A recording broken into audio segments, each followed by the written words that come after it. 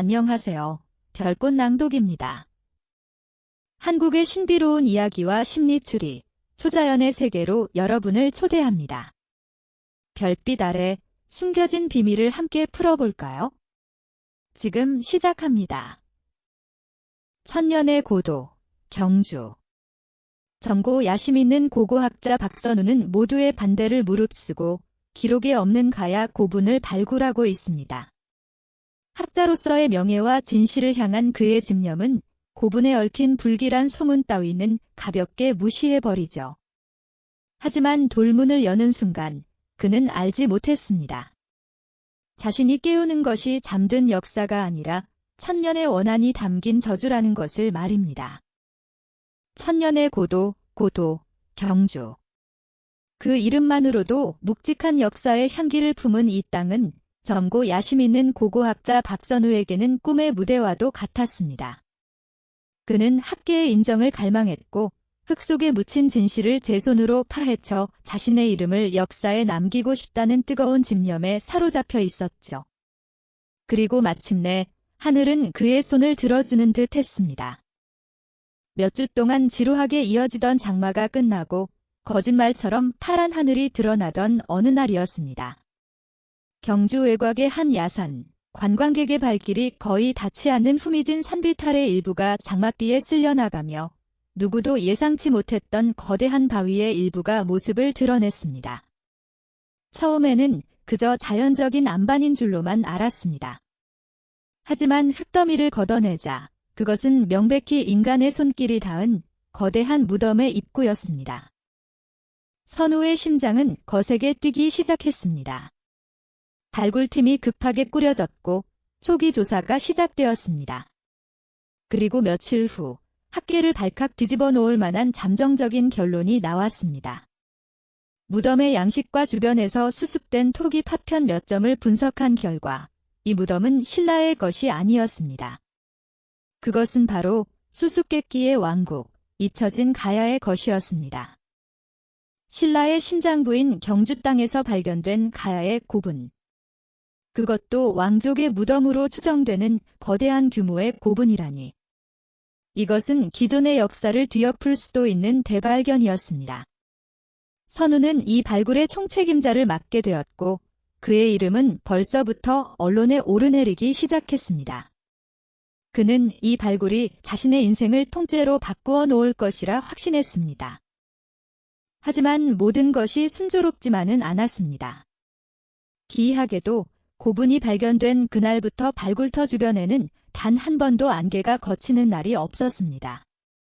한여름의 쨍한 햇살 아래에서도 유독 고분 주위만은 축축하고 서늘한 안개가 뱀처럼 휘감고 돌았죠.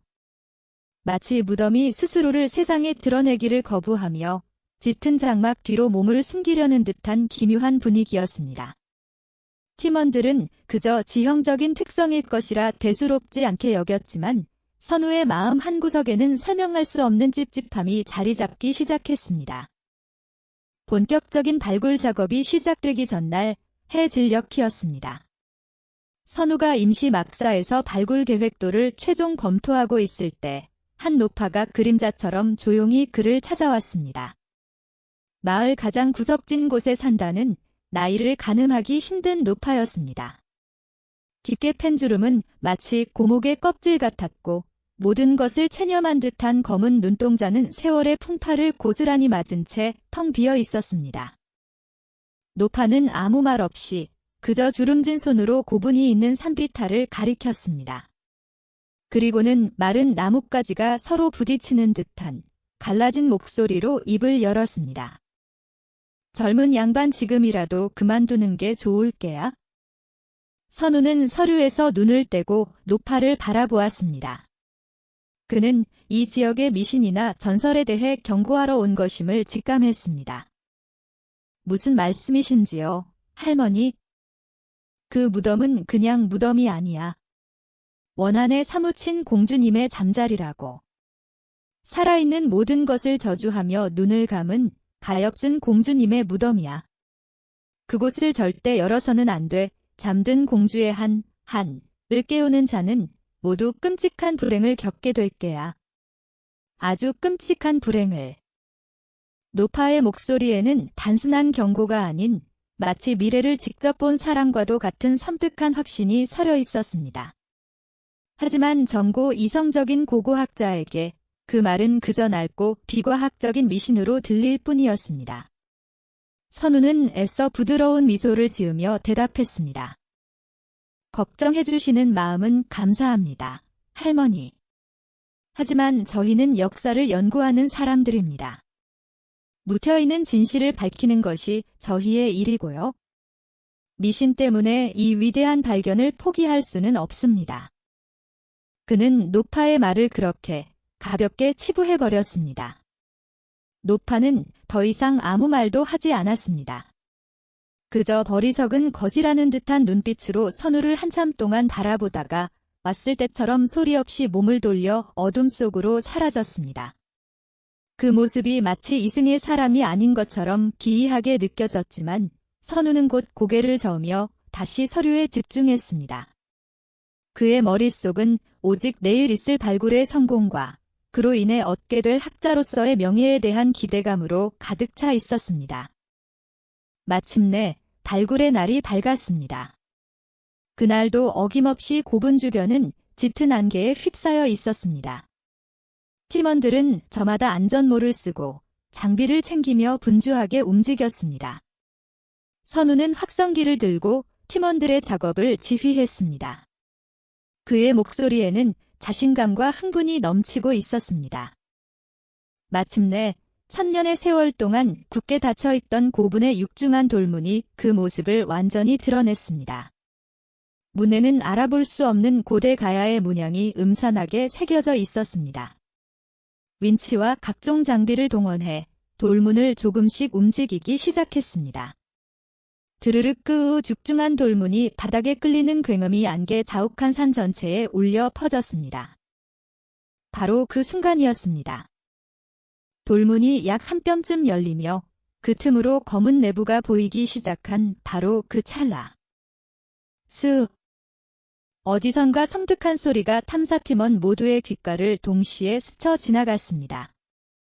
그것은 단순한 바람 소리가 아니었습니다. 틈새로 새어나오는 동굴 바람이라고 하기엔 너무나도 기묘한 소리였습니다.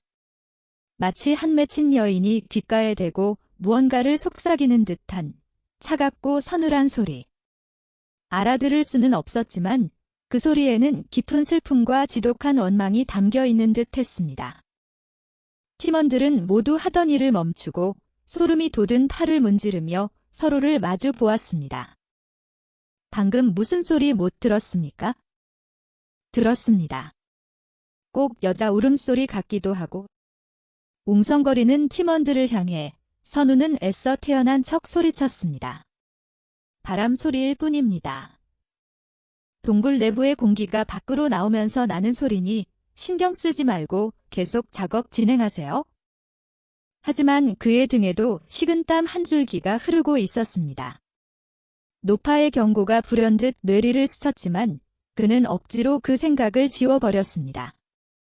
이제 와서 멈출 수는 없었습니다. 그의 지시에 따라 팀원들은 다시 작업을 재개했습니다. 마침내 육중한 돌문이 완전히 열리고 그 안에서 1000년의 세월 동안 잠들어 있던 어둠이 입을 벌렸습니다. 심연과도 같은 어둠 속에서 차갑고 축축한 공기가 쏟아져 나왔습니다. 그 공기에는 흙냄새와 함께 아주 희미하지만 분명하게 오래된 피 냄새 같은 비릿함이 섞여 있었습니다. 선우는 그 불길한 발견의 입구에 서서 어두운 무덤 속을 들여다보았습니다. 그는 알지 못했습니다. 자신이 연 것이 단순한 고대의 무덤이 아니라 1000년의 저주가 봉인된 판도라의 상자였다는 사실을 말입니다. 고분의 육중한 돌문이 열린 그날 밤, 발굴팀은 축제 분위기였습니다. 비록 첫날은 내부 공기 측정과 안전 문제로 본격적인 진입은 하지 못했지만 1000년의 비밀이 마침내 세상에 그 모습을 드러냈다는 사실만으로도 모두가 흥분에 들떠 있었죠.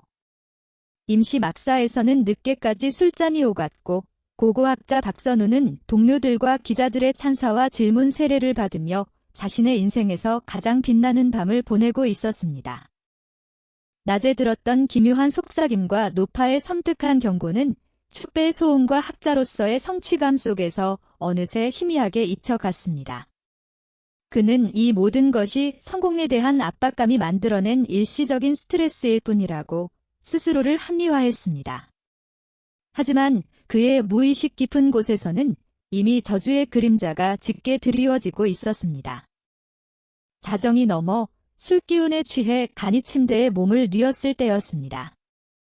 지독한 피로감에 금방이라도 깊은 잠에 빠져들 것 같았지만 이상하게도 정신은 점점 더 또렷해졌습니다.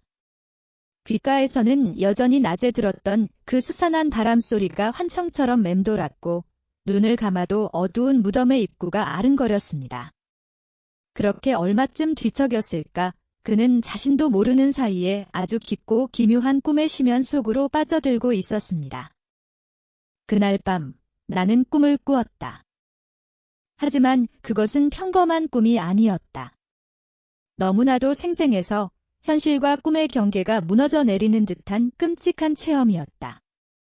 꿈속에서 나는 더 이상 21세기의 고고학자 박선우가 아니었다.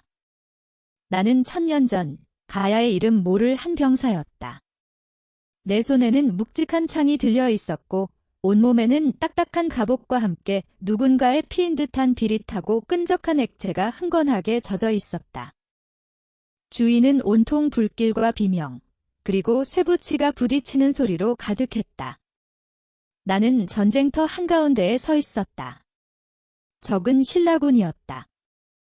하지만 이것은 나라와 나라 사이의 평범한 전쟁이 아니었다. 무언가 잘못되어 있었다.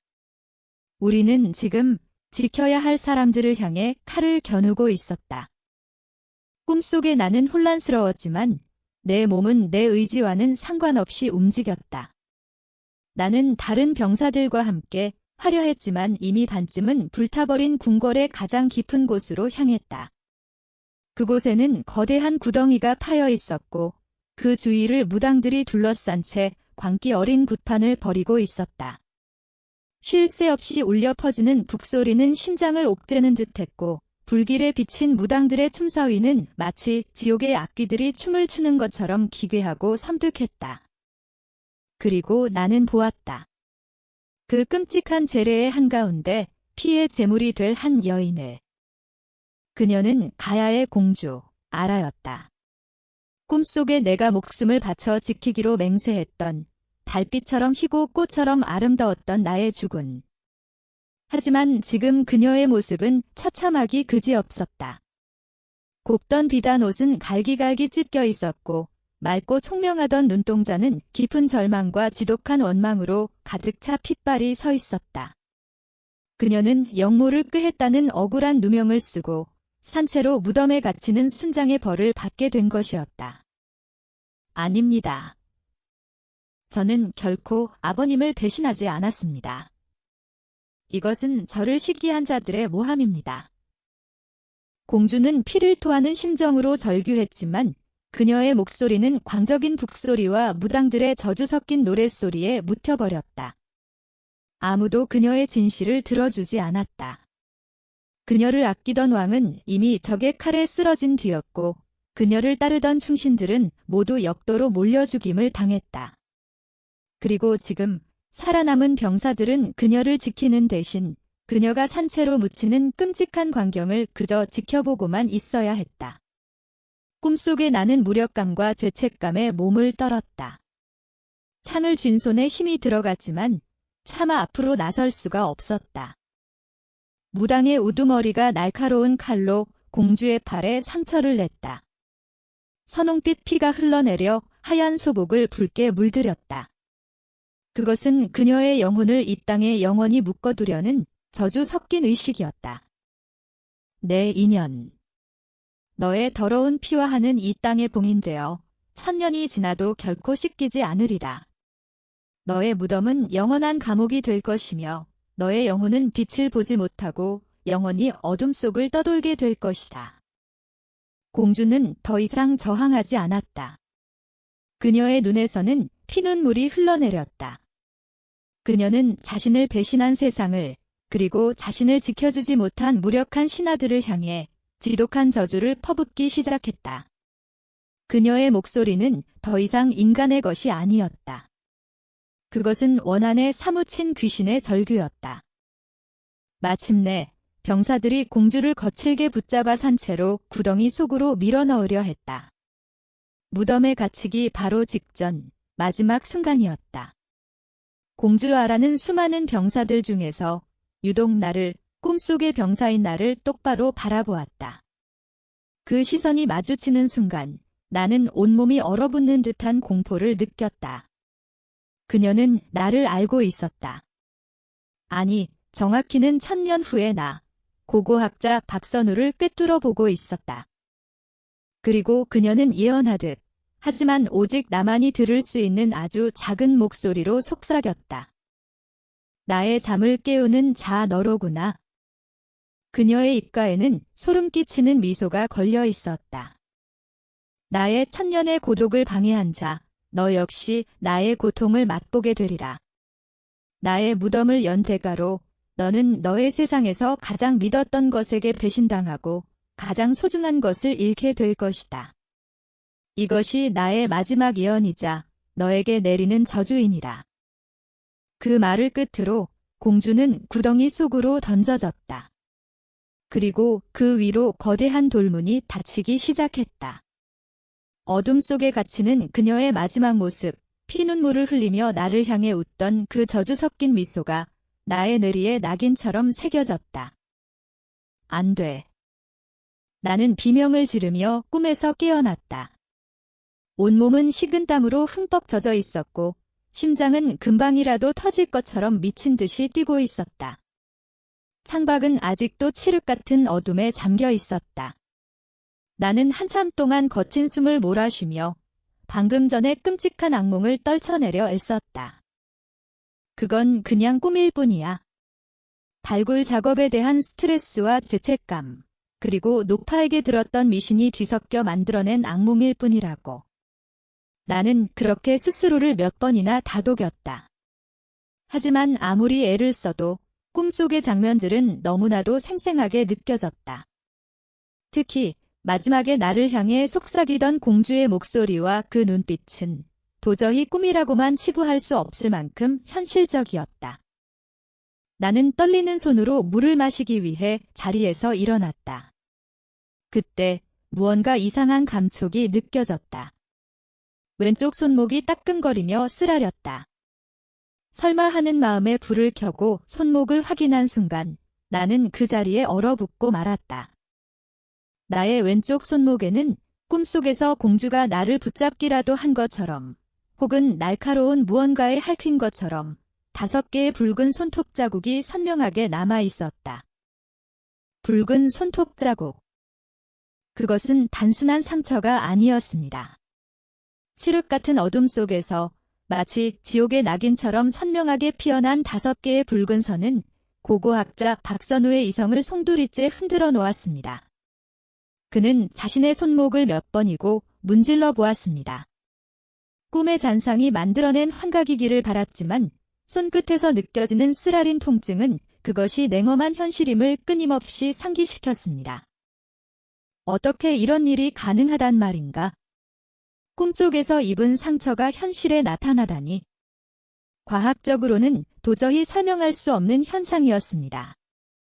평생을 실증적인 증거와 합리적인 추론에 기반하여 살아온 그에게 이 기이한 현상은 그의 세계관 자체를 위협하는 불길한 징조였습니다. 그는 잠결에 자신도 모르게 어디에 긁혔을 것이라고 애써 스스로를 위로하려 했습니다. 하지만 그의 마음속 깊은 곳에서는 이미 의심의 싹이 돋아나고 있었습니다. 공주의 마지막 속삭임. 너는 가장 소중한 것을 잃게 될 것이다. 그 저주 섞인 예언이 그의 뇌리에서 떠나지 않았습니다. 그는 뜬 눈으로 밤을 새웠습니다. 창밖의 어둠이 옅어지고 발굴 현장에 분주한 소음이 들려오기 시작했을 때 그는 마치 아무 일도 없었다는 듯이 억지로 표정을 갈무리했습니다. 긴 소매 셔츠를 내려 손목의 상처를 가리고 평소와 다름없는 단호하고 자신감 넘치는 목소리로 팀원들을 지휘하기 시작했습니다.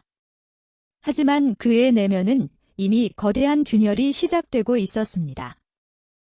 그날 아침, 발굴팀은 마침내 고분 내부로의 본격적인 진입을 시작했습니다. 헤드랜턴 불빛에 의지해 좁고 어두운 무덤길을 따라 안으로 들어서자 천년의 세월을 머금은 차갑고 눅눅한 공기가 그들을 맞았습니다. 공기 중에는 여전히 정체 모를 비릿한 냄새가 희미하게 섞여 있었죠. 무덤 내부는 예상대로 여러 번 도굴을 당한 흔적이 역력했지만 다행히도 도굴꾼들이 미처 발견하지 못한 작은 부장품들이 곳곳에 남아 있었습니다. 그리고 마침내 무덤의 가장 깊은 곳, 주인의 관이 안치되었을 석실에서 첫 번째 중요 유물이 발견되었습니다. 바로 아름다운 문양이 새겨진 청동 거울이었습니다. 가야 시대의 정교한 공예 기술을 엿볼 수 있는 학술적 가치가 매우 높은 유물이었습니다. 팀원들은 환호성을 질렀고 선우 역시 잠시나마 밤사이에 공포를 잊고 학자로서의 흥분에 휩싸였습니다. 하지만 그 기쁨은 오래가지 않았습니다. 유물을 조심스럽게 수습하여 흙을 털어내자 거울의 상태가 온전하지 않다는 것이 드러났습니다.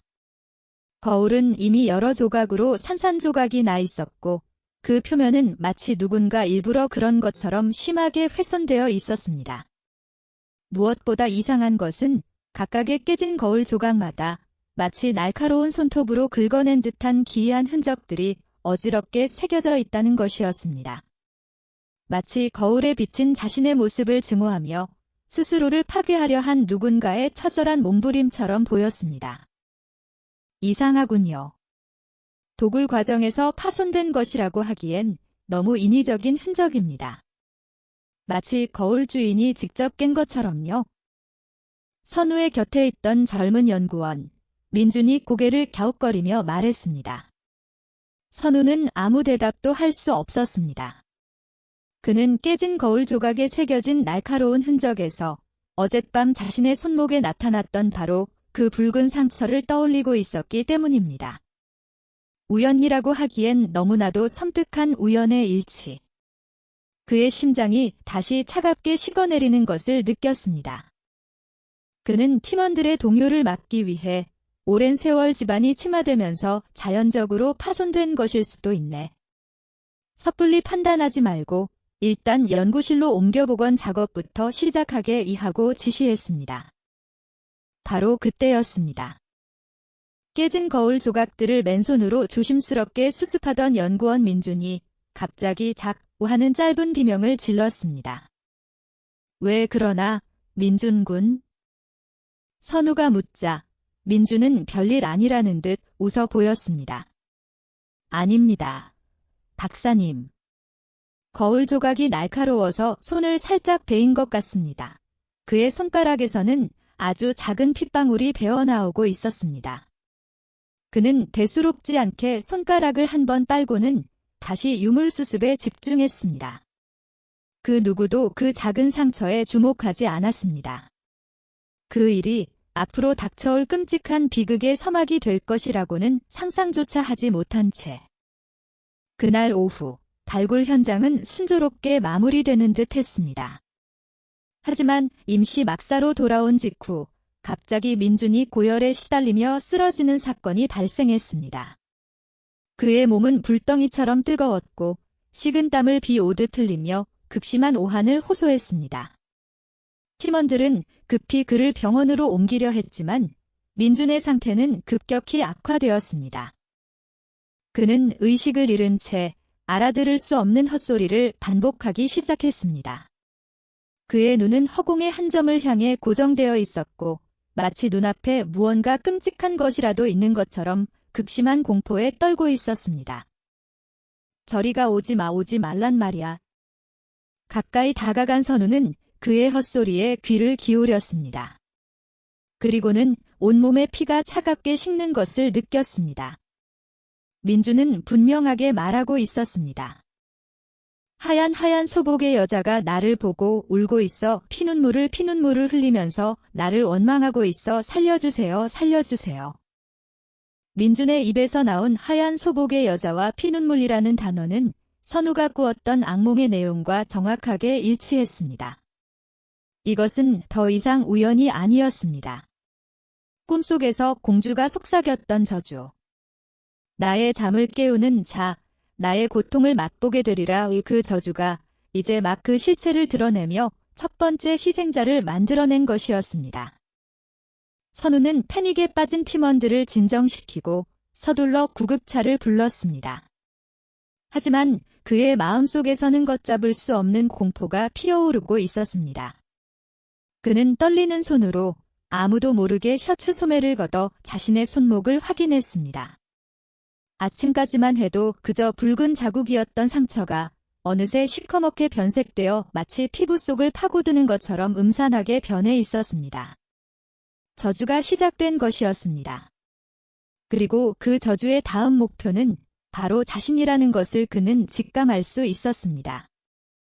동료 연구원이 쓰러지고 꿈속의 경고가 현실이 되어 눈앞에 펼쳐지자 선우는 극심한 혼란에 빠집니다.